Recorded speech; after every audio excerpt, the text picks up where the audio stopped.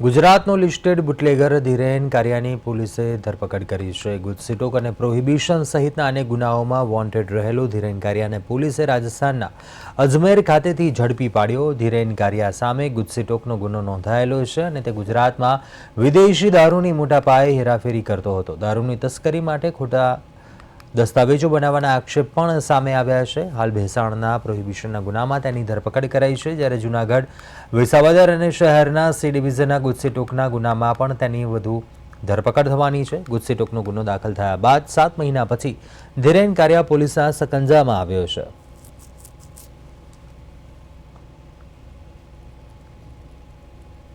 Range IG Shri Nilesh ચાચડિયા સાહેબ તથા જિલ્લા પોલીસ અધિક્ષક શ્રી સુબોધ વડોદરા સાહેબની સૂચના અને માર્ગદર્શન અન્વયે જૂનાગઢ જિલ્લામાંથી અસામાજિક તત્વો અને અસામાજિક પ્રવૃત્તિઓને નેસ્તનાબૂદ કરવા માટે જૂનાગઢ પોલીસ સતત કાર્યરત છે।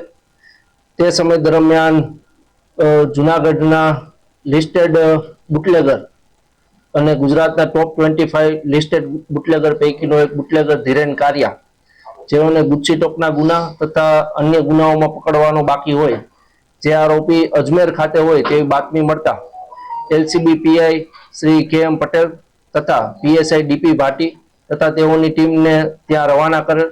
તે સમય દરમિયાન આરોપી અજમેરના આદર્શનગર પોલીસ સ્ટેશન વિસ્તારમાંથી મળી આવેલ હોય, જેથી આરોપીઓને હસ્તગત કરી આજરોજ જૂનાગઢ ખાતે ભેસાણ પોલીસ સ્ટેશનના પ્રોહિબિશનના ગુનામાં અરેસ્ટ કરેલ છે।